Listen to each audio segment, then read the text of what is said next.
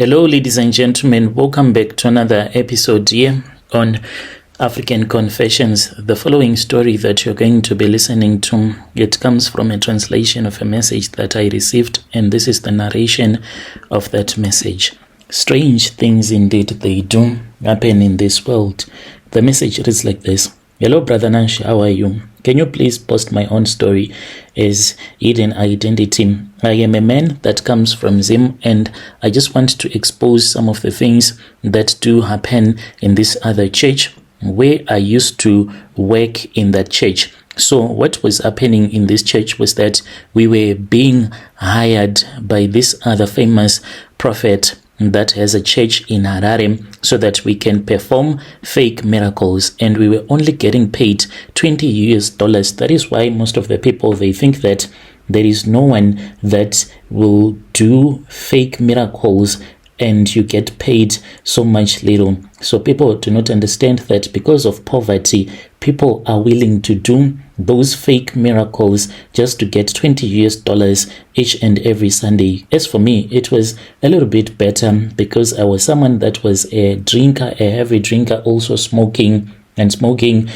weed as well. So I would use that money to buy my alcohol, including the weed and my cigarettes, which made me to feel so much better. Before all of this, I was someone who was just a hustler. I used to sell stolen phones in Harare, including some laptops as well. So when my friend told me that if I wanted to turn over a new leaf in my life, since I was always in trouble and things were not working out so well for me, I was supposed to come and join and go with him to church. That was when I agreed. I truly do not even know where to start, but let me start by saying, don't believe in each and everything that you see in church. You see those viral miracle videos of people getting healed in church.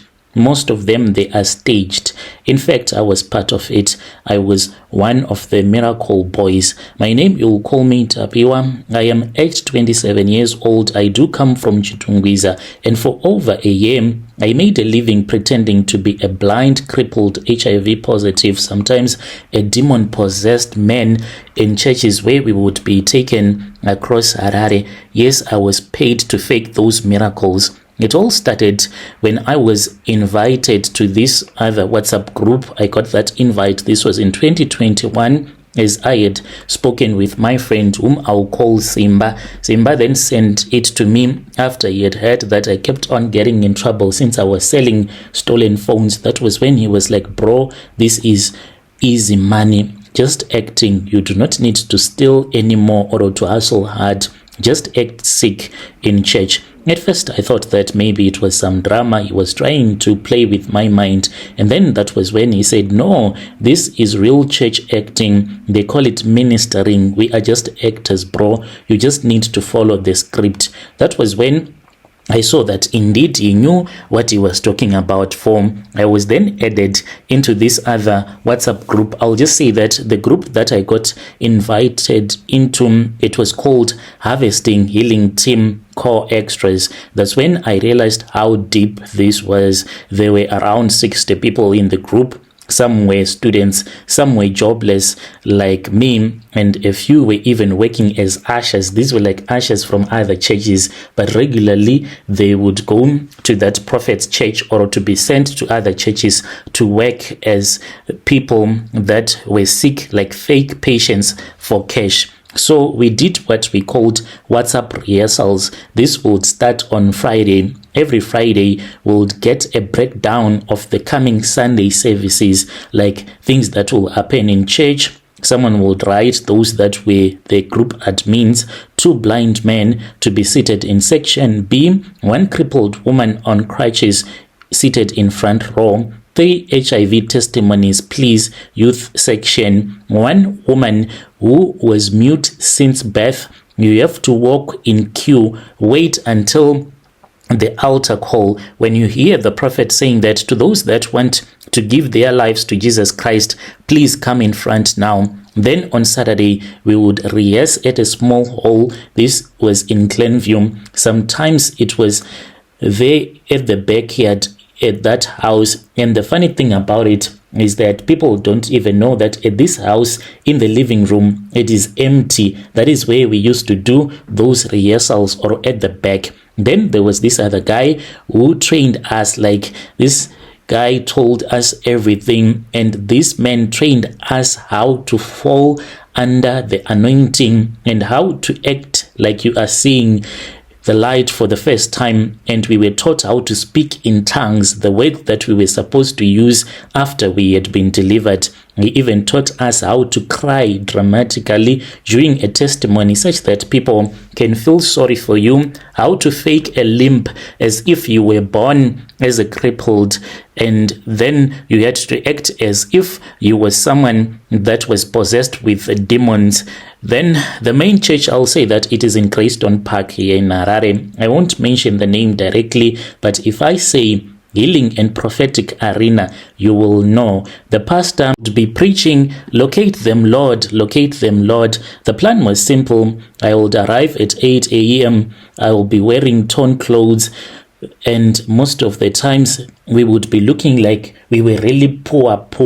And the most painful part was that whenever you were going to act as if you were a blind person, or there was something that was wrong with your eyes, the things that you had to do the previous night before the Sunday church service, it was really painful. You would be given some tissues, and you will be told to clean your eyes, inside your eyes, in the eyelids. You had to keep on cleaning them with the tissue. That was the most painful thing that one can ever do to themselves. But for the love of money, you will do that, and this will cause your eyes to get so sensitive, and they will have a reaction, and you will have swollen eyes just by cleaning the eyelids with the tissues non-stop throughout the night. It was very painful. And then you would be guided to a certain section during the healing wave part of the service. The prophet will start to walk down the church, around the church, and then you would look at you and will be like, "Who brought this blind man? The devil is a liar."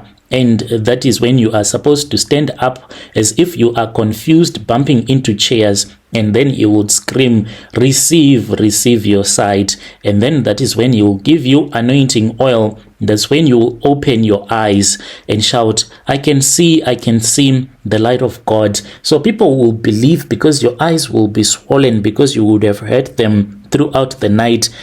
Even the tears, they will just be coming out non-stop because of the reaction, since you would have used tissues to clean the inside of your eyes.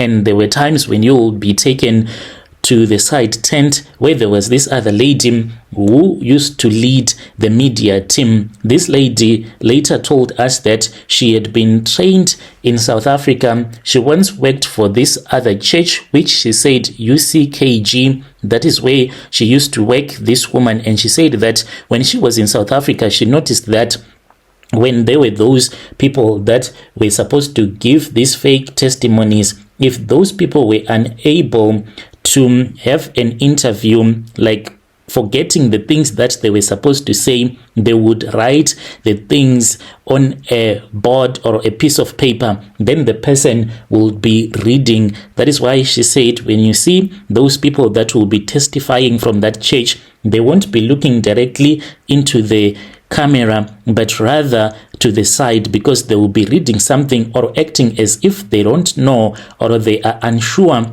of what they want to say. So this woman, she was very clever. She will make you rehearse. She will give you a line and say, okay, you're going to say that you were blind for 7 years, you had an accident, the doctor said you never see again, but today the prophet touched you and now you are healed. And she will give you time to rehearse, and then she will show you the paper that you will be reading, and she will always make sure that it will be like you are looking at the camera, but at the same time you will be reading from this other large piece of paper that another person will be holding and facing the camera at the same time. And this was what they used to call a cheat sheet, just in case if you forget. And then they will take some videos and they will show the videos on social media, and after that your job will be done. You'll be given your cash $20, sometimes $30 if you would have managed to acting which was powerful.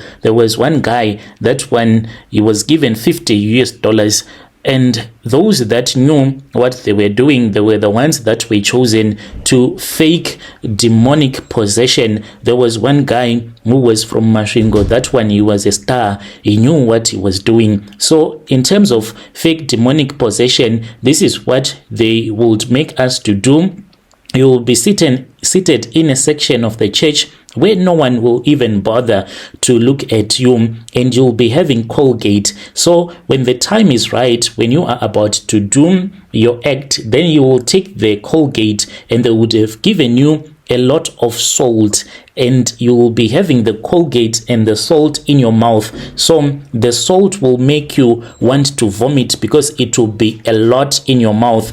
And when the pastor is now praying for you, that is when you will start to spit out the foam that will come out of your mouth. There were those that were even able to vomit right on the spot. Look, I was broke. I don't want to lie to you. To me, it was a lot of money. The turning point was when one Sunday, there was this other young boy who could not even walk. We had traveled all the way to Kwekwe to make people to believe in the power of the prophet so that they can start going to his church. Whilst we were there, I was seated amongst those that were crippled. I also thought that this boy, he was not a real crippled, but what I did not know was that he had been born like that. And when the time came for the pastor to heal me, him and his mother, they truly believed that I had gotten healed. My heart was hurting so much when I saw the mother was kneeling down and she was singing Mambo Jesu Musandesia Pamonokomborera Vamwe, meaning Jesus Christ my King, please do not forget me when you bless others. Yet she did not know that this was all just an act. When this happened, I then saw that it was wrong. Yes, I was making money, but it was just wrong to take people's hopes and to lie to people like that. When you post my story, please tell me. I'll be following through in the comment section. Dear listeners, right there was a message that was sent to me by one of our brother. Strange things indeed they do happen in this world. Let us try to talk about this issue in the comment section. Do you think that there are things in your church that needs to get exposed? Feel free. You can reach out to us even on TikTok using a ghost account, and we will post here on our platform.